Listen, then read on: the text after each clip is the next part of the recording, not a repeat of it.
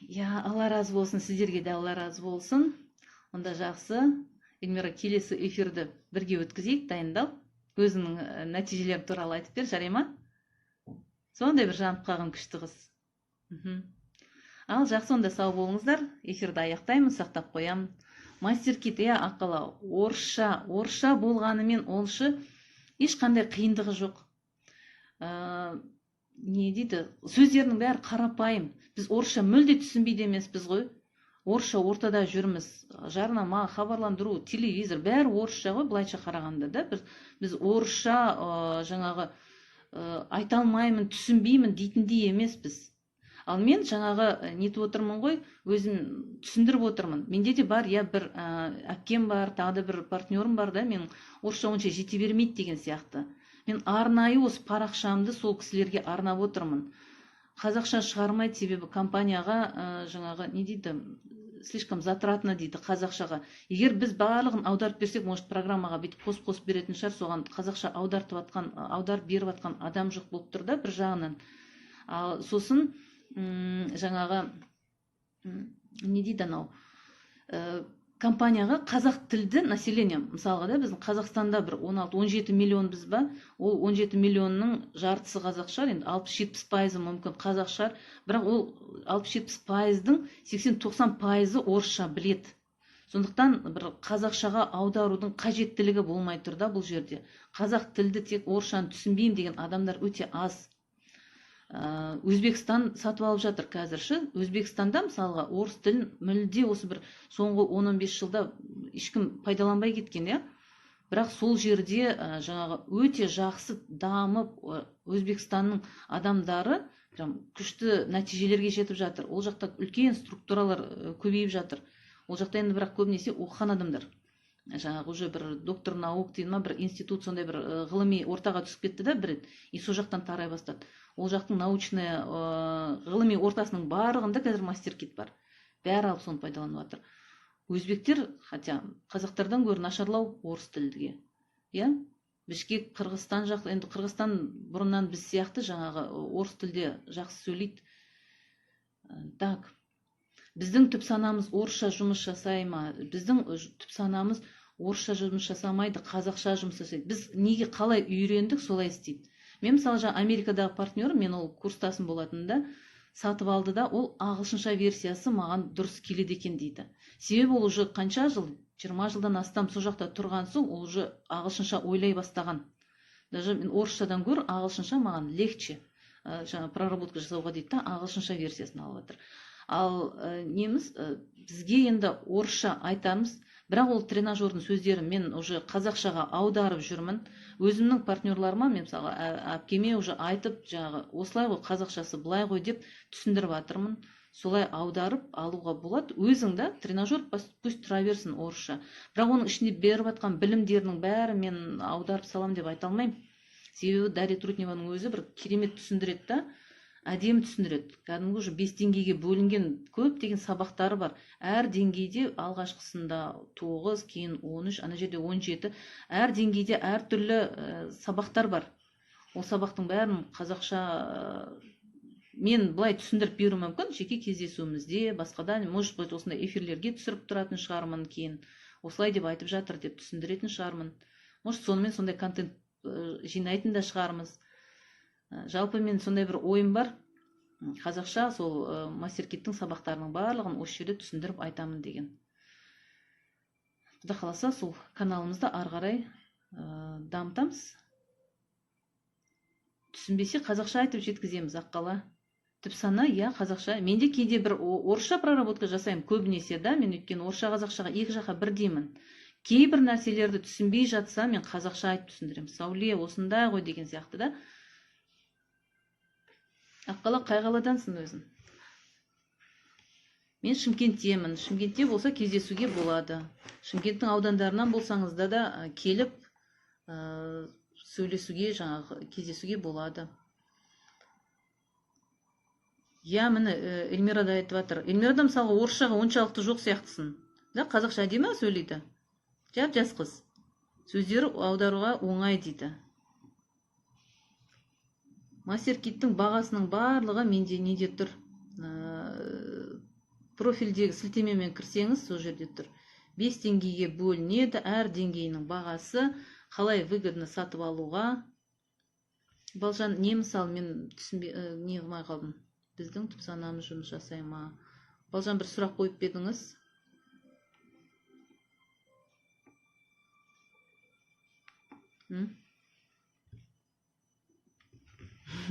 Молодец, Эльмира. Пысық қыз өзі. Жас, бірақ молодец. Орысшаға жоқпын дейді, бірақ өзіне аударып алды. Себебі орысша түсінесің ғой, Эльмира, жалпы, иә? Орысшасын түсінеді, сосын түсініп алған соң аударып отыр ғой. Егер түсінбесеңіздер, менен алсаңыздар, мен де обязательно сендерге алып көмектесем деп отырмын. Даже менен алмағандарға да көмектесіп отырмын мен бұл жерге. Қазақша жүргізуге. Қазақша жүргізіп атқан өзі бір санаулы ғана адам екен біз. Мен оларды қарадым. Я, Құндыз бар, Жанерке или Назерке ма? Ақтаудың қызы бар. Я, Балжан, солай, мысалы, Сәуле деп мен өзіме айтам. Себебі мен түйсігіммен өзім сөйлесем ғой. Жаңағы бір сөздердің барлығын мен өзімнен сұраймын. Мен ішкі Сәуледен сұраймын. Ол ішкі Сәуле деп отырғанымыз не? Біз жан мен тәннен тұрамыз. Біздің жанымыз жүрек тұсымызда орналасқан. Енді ол эзотерика дейсіздер ма, басқа дейсіздер ма, бірақ онымен бәрі келіседі деп ойлаймын. Біз сондай бір неміз, жанымыз бар, тәніміз бар, сырттағы, және жанымыз бар. Жанымыз ол жүрегіміздің тұсында. Я, мен өзім сөйлесемін. Яғни жаңағы өзіме сұрақ қоямын. Не пайдасы бар? Маған көрсетші деймін, образды көрсетші, сен қалай түсінесің деп. Кейде мен солай деп айтамын. Я, Сәуле көрсете ғой маған. Ананы сен қалай көресің? Ақша деген не саған? Анау деген не саған? Қалай түсінесің? Мен түсінбейтін нәрселерді түсінбейді. Мен оған түсіндіремін. Яғни өзіңмен өзің сұхбаттасу. Жалпы көп айтады ғой, біз бақытты сырттан іздемейміз, бақытты өзімізден іздейміз деп. Ол туралы әңгімелерде көп уже осында оқып жүрген болсаңыздар, Инстаграмда отырғандардың барлығы жай адамдар емес, уже ізденіп, бәр нәрсені оқып жүргендер деп ойлаймын. Яғни сіз бақытты сырттан іздемейсіз, іштен өзіңізден іздейсіз. Барлық мотиваторлардың айтып атқаны сол. Күнә емес ол. Ешқандай да күнә емес. Кім айтты күнә деп? Себебі біз иманның өзін, жалпы жаңағы Құдайдың өзін ең бірінші не дейді, бес парызымыз біздің. Ең біріншісі иман келтіру. Иман келтіру деген ол жүрегіңмен сену деген сөз. Жүрегіңмен қабылдау деген сөз, Құдайдың бар екенін. Ол ешқандай күнә емес. Сен иманың жүректе. Жүрек сенген кезде барып сенде Аллаға деген жаңағы сенім пайда болады. Сондықтан Алланы сен тани бастайсың. Сосын барып сен одан кейін намазыңды оқисың, жаңағы садақаңды бересің, неге барасың, Қағбаға, неге дейтін еді Құдайым-ай, құлшылық етуге барасың. Яғни оның барлығы тек қана ең бірінші иман болған кезде ғана болады. Ал иман жүректен пайда болады. Жүректе біздің жанымыз бар. Жанымыз біздің ол да Алладан берілген нәрсе. Бұл жерде бар ғой, мастер-китті жаңағы шариғатқа қарсы анау-мынау деген нәрсенің бәріне тойтарып беретіндей мысалдар уже көптеп дәлелденген. Егер қаласаңыздар, мен сіздерге ол туралы да тағы да бір айтып, осында бағана Төле би қосыламын деп жатыр еді, кетіп қалды ма, не қылды, өкпелеп қоспай қойған соң. Төле би деген жігіт бар, ол имандылық шарттарының барлығын жақсы біледі, өзі медресенің оқушысы. Екеуміз қосылып айтып берейік. Өткен эфирде де екеуміз біраз сөйлескен болатынбыз. Ешқандай да күнәсі жоқ, ешқандай зияны да жоқ бұның. Тағы да ғылыми дәлелденген методика. Өзінің ғылыми әдістемелік деген сөзге әбден үйреніп қалыппын ғой, өзіміздің жұмыстағы нәрсе. Научно-исследовательский институт бар. Осы жаңағы мастер-киттің миға, адамға әсерінің барлығын зерттеп жатқан. Жайдан жай істеп жатқан жоқ. Алғашқы кездерде жаңағы мастер-китті пайдаланып, осы әдіспенен енді жас қыз ойлап тапты ғой, Дарья Трутнева. 24 жасында уже ойлап тауып, соныменен көп нәтижелер алып, адамдармен жұмыс істеп жатты да. Бірақ енді олар ғылыми дәлелдей алған жоқ ол кездерде. Бірақ елдің бәріне кіммен жұмыс істейді, бәрінде нәтиже бар. Анамен де, мұнамен де, кәдімгі топ-топ жинап алып, мастер-класстар сияқты өткізді да, тренингтер сияқты қылып. Алғашқы кездерде Пермь қаласында сөйтіп ұйымдастырған. Жаңағы 5 адамды, 10 адамды жинайды, кейін бір үлкен зал жиналатын болды. Солардың бәрімен жаңағы упражнениялар жасап жүрді ғой. Нәтиже көрініп жатты, күшті болып жатты. Эльмира, қосыласың ба эфирге? Эльмира Төлембаевна қосылды ғой бізге. Менің жұмыстасым, қазір декретте отырған мама. Қосылам десең, мен сені қосайын. Жазып жібер. Жаңағы сөйтіп тренингтер өткізіп келді де, сосын адамдардың барлығы ондай желающилар көп болды, ал бәріне үлгермей жатты. Сосын барып жаңағы қасына 2 адам қосылып, сонымен оны программаға жүктеп, программа жасап, осыны жаңағы программаны онлайн тарататындай етіп, оны сататындай етіп, нетіп қойды. Запаковали дейді ғой, қазіргі мастер-кетті сол кезде ойлап тапты. Сөйтіп барып сата бастады. Және ол сетевой принциппен сатыла бастады. Әр жаңағы сатқан нең үшін сен осындай рекомендация бересің, не дейді анау, ұсынасың, түсіндіріп айтасың. Сол үшін саған компания кішкене бонус береді. Бонусы совсем кішкентай емес, 20% қайтарады. Мысалы, сіз сатып алған бағадан, мен оны жасырмай та қояйын да, менде жаңағы өзімнің интересім бар. 20% маған сіздің сатып алған бағаңыздан түседі. Сондықтан мен айтып түсіндірем. Көбірек адам жиналғаны маған да жақсы. Ал мен тек қана бірақ ол сетевойдың артынан қуып жатқан жоқ. Мен егер сетевой қуатын болса, мен басқаша түсіндіріп айтар едім. Мен қазір сіздерге тек қана жаңағы ненің нетіп жатырмын. Қаншалықты тиімді екенін түсіндіріп беріп жатырмын. Ал Эльмира деген Эми Мұхтар сен емес, менде ұстасым Эльмира бар. Міне экранға қосылып жатыр. Дауысыңды кішірек, мені бірдеңе қыл, Эльмира.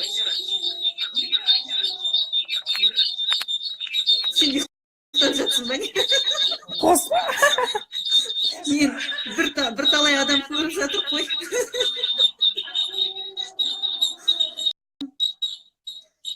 Сосын сұхбаттасамыз.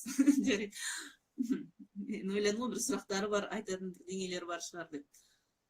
Мастер-кет кітап дейтін кітабы да бар.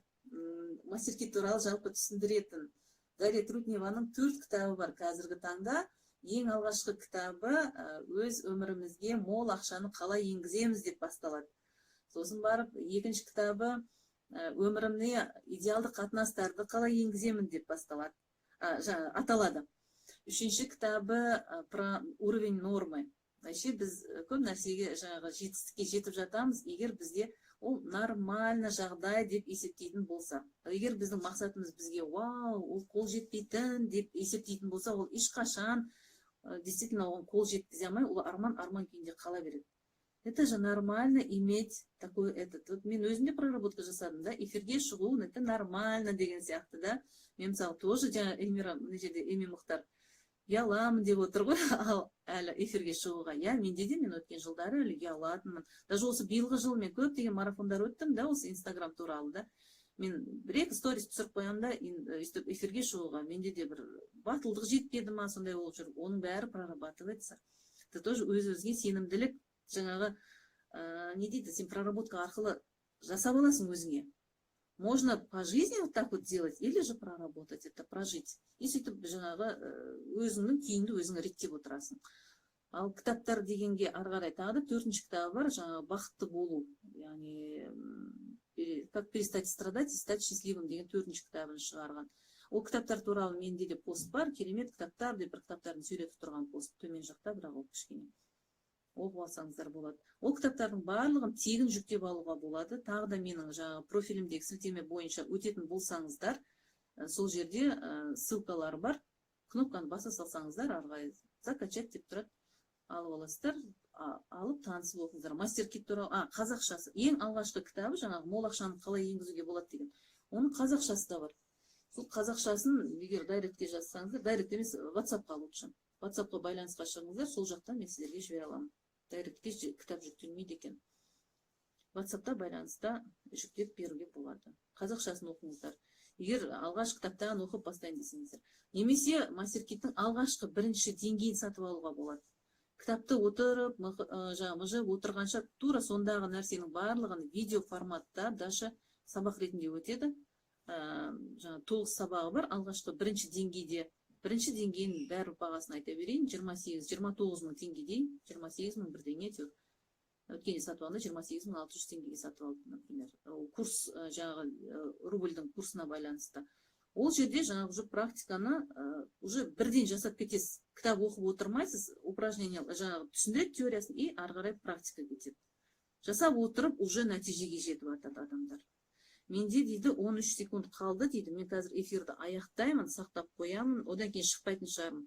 Айтатын бәрін айтып болған сияқты. Сау болыңыздар. Жарай ма? Келесі эфирде